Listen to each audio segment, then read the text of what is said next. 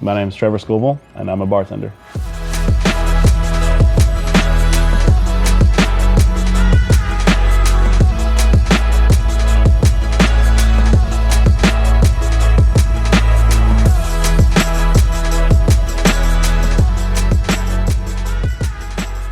you, what is being a bartender all about? It's about being a person, being human, being genuine. It's hospitable. I mean, you're so many different things at once, I guess, as a bartender.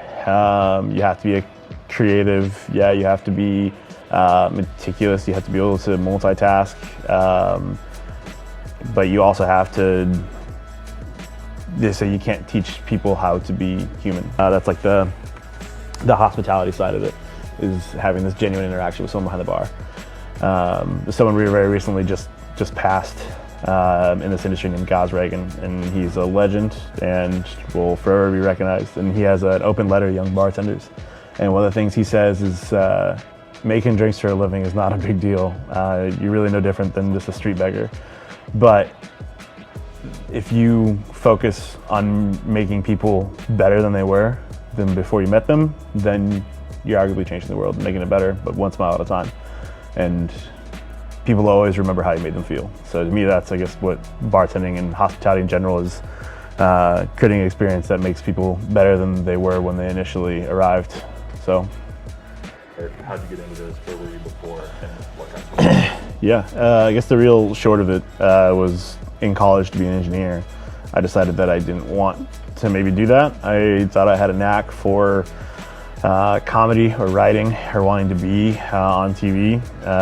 Eventually turned into dreams of, let's move to New York or LA and continue to work on this. And if I'm gonna be there and be a starving actor, what does every other starving actor do when they work in a restaurant?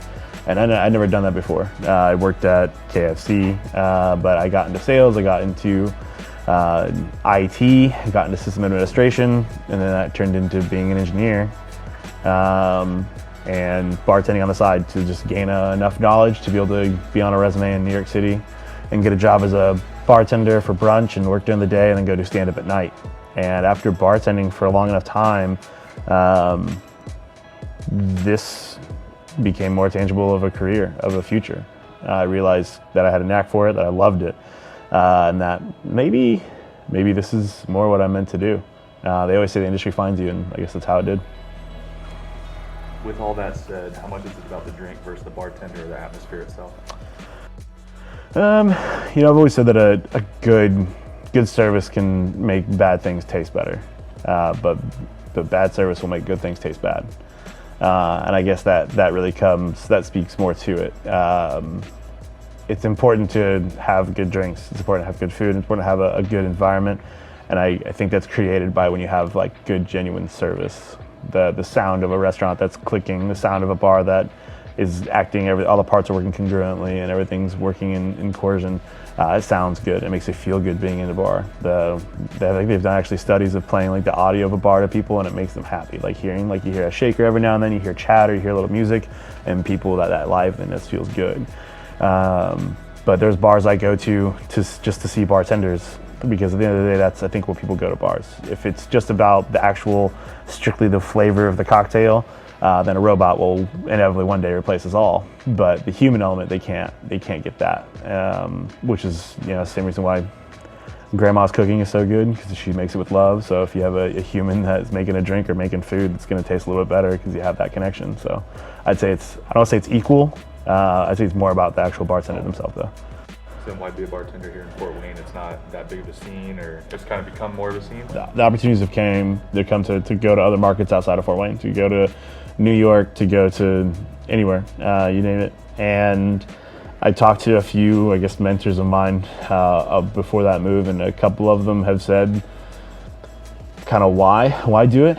I guess they said that the level that I've reached in Fort Wayne at this point, keep going, because the people that I'm maybe trying to idolize, they didn't work for anyone else either. So you can give that city a start by staying in it and becoming inspired by that and wanting to be here for Fort Wayne to make it a better place, to give it that start. If everyone that is talented just gets to a level and then moves away and goes to another city where they're at the bottom of that pool, then that other city never gets its jump. It never becomes a hub.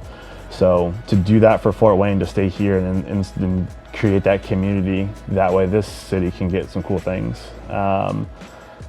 You'll be told in any sort of, I think, creative worlds, if you're not doing it in the mecca of that, then you're not relevant. But I don't think that's true. I don't think that's fair. Hospitality happens every corner of the world. So just because I'm doing it in Fort Wayne doesn't mean I'm not as good as someone in New York. To me, I think we've learned in recent years that it means you can be better. You were recognized in 2018 as top 15 bartender in the United States. Yeah. What does that mean to you? Let me think the phrasing of this question. To be top 15 in the U.S., that's being recognized by a panel of judges that there's no different scoring system for me being in Fort Wayne. It's not like I get an E. Like, let's go easy on him because he's from Fort Wayne. The New York bartender will judge harder. We're judged of the same caliber, and to reach that level when you're on that level playing field, that's pretty cool. It's just cool. It's cool to put Fort Wayne on the map, to have known that these people that are so intangible, probably in my eyes 3 or 4 years ago, these people I never thought I'd get to meet or have a conversation with, or let alone have their cell phone number and be able to text them, are now uttering the words like, oh, Fort Wayne, oh, Copper Spoon. Like, that's really cool. Would you say Instagram has benefited you and what you do? Yeah, I think Instagram's a great way to be able to peek around the world, see what people are creating, see what people are doing.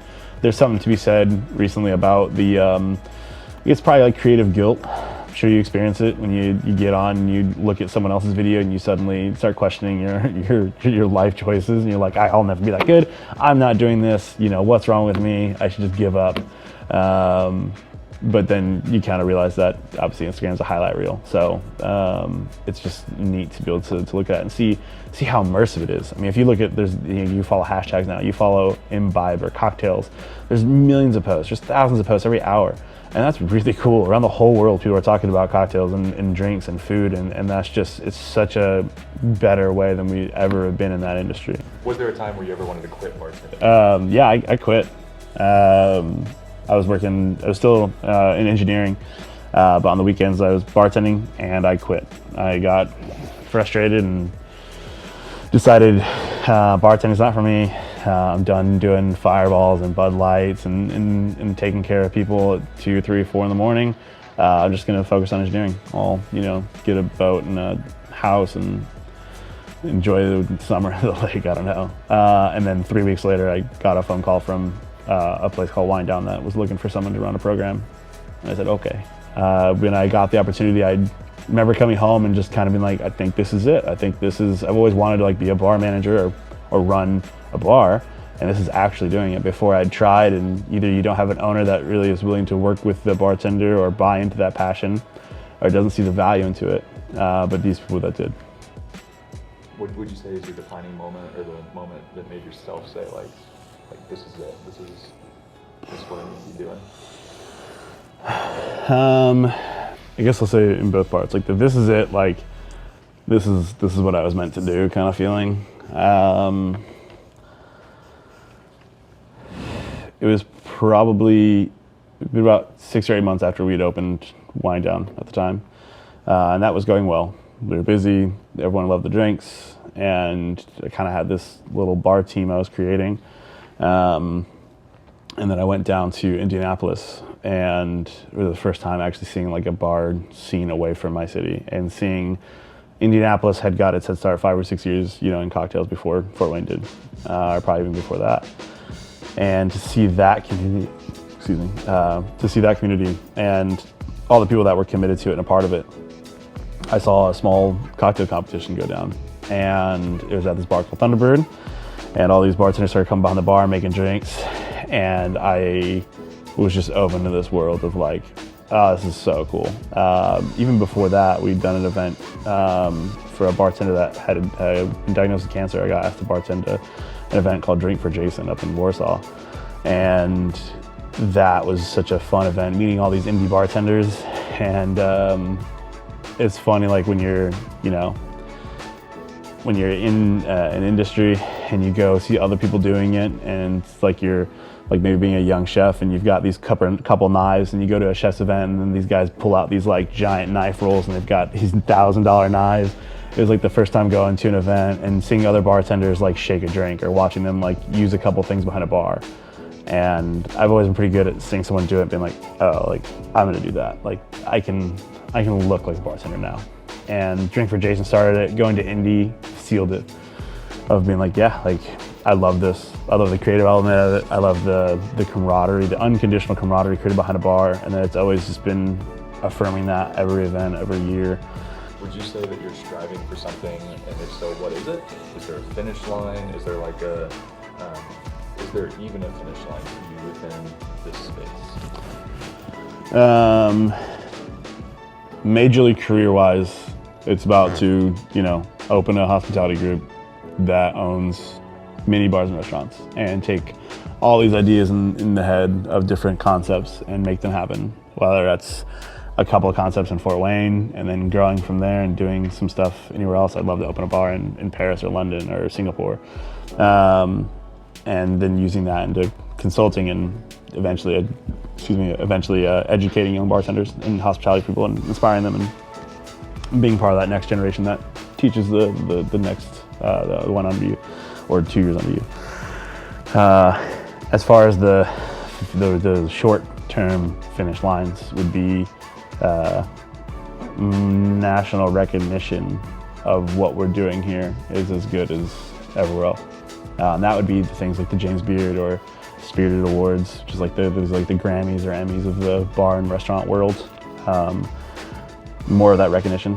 But that comes with a catch because obviously people coming here and enjoying it every day is great, and you shouldn't ever get tired of hearing that. People coming for the first time and losing their mind over the menu and then the food, and sometimes you forget how charming it can be to come into a place for the first time, and we'll just blow by it and we'll just be like, yeah, come on this way, and they'll just come around the corner and they'll want to take it all in. You're like, what, big deal? I come here every day. And you're like, oh wait, no, this is cool. Okay, like we should be really proud of this and let the little things feel good. If you had to pick one career other than what you do now, what would it be? And it's okay to say I wouldn't. One career that is what I'm doing now. It varies week to week. I hardly feel like I could be happy doing anything because I give so much of myself to whatever I'm doing. But I love this more than anything. What would you say the key is to finding what you love to do? Everyone always says if you find what you love, you'll never work a day in your life. My dad always gave me a different story. He said, imagine you just worked somewhere like 80 to 90 hours a week that week you just put in, and you're finally getting off work and you're coming home and you sit down in your chair and you do whatever it is you do to relax. You make a cup of coffee, you drink a beer, you smoke, you do something, you turn on the TV, you start to feel that stress or that whole week come off of you, and your phone rings and it's work. Find out whatever job it is you do that you'd probably answer that call, and that's the job that will make you not really feel like you're working, because that's more, I guess, realistic. And it's not to say that work-life balance isn't important. You should, answer that call maybe all the time. But I think the key is finding something that just makes you happy. I haven't ever felt, Mondays are my longest day of the week, easily 16 hours. On Sunday nights I'm not like, here we go. Like, I just don't feel it. And I've forgotten that feeling until I've been around people that have that feeling again. And I remember having that feeling for a long time. So maybe it's that. Maybe it's finding something you do that Sunday nights, you're not, rolling your eyes. What do you hope to pass on to those around you and those that come after you within the industry? Being better, always being better is my go-to phrase sometimes. Is just like, you got to be better. I had a very good friend of mine.